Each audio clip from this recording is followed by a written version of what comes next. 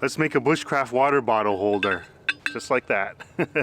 Water is incredibly important when it comes to a survival situation. So having a water bottle like this that's single walled, stainless steel, you'll be able to use this to boil water over a fire and disinfect any water that you come across. And a great way to hold the water bottle above a fire is like this. I'm gonna show you how to make this really simple tool. Find yourself a pencil twig like this. You'll want to cut it down to the same width of the bottle. A little bit smaller actually. I'm gonna start by shaving off all the bark though.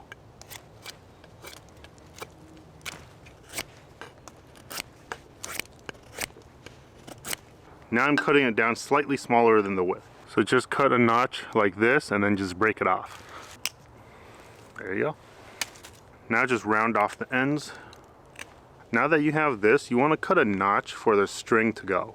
And you don't want to actually cut a notch dead center, you want it off center. So I'm going to cut the notch right about here.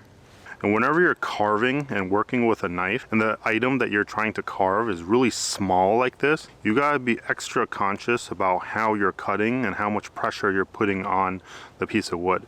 You gotta make sure you're cutting away from yourself, and you gotta be careful not to slip and cut yourself, because this is something that could easily happen if you're not careful.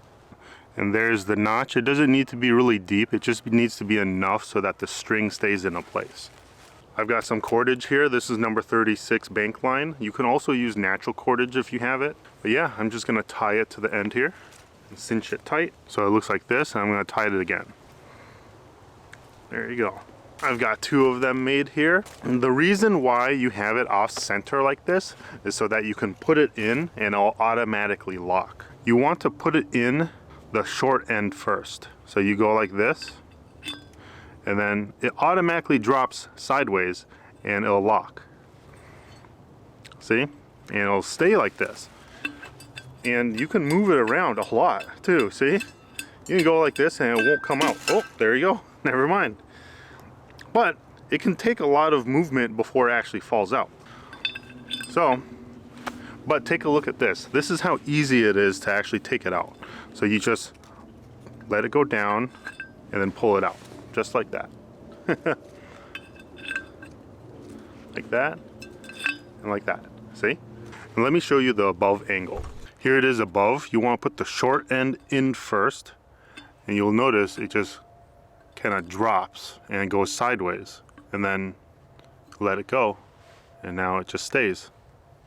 When you want to take it out, just let it go down, and then you can just angle the bottle and pull it out.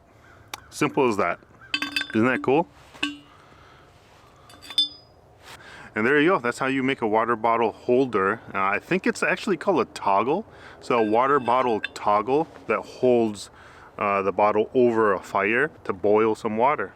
So something like this here would be functional as a container to actually boil water because it's stainless steel and it's single walled.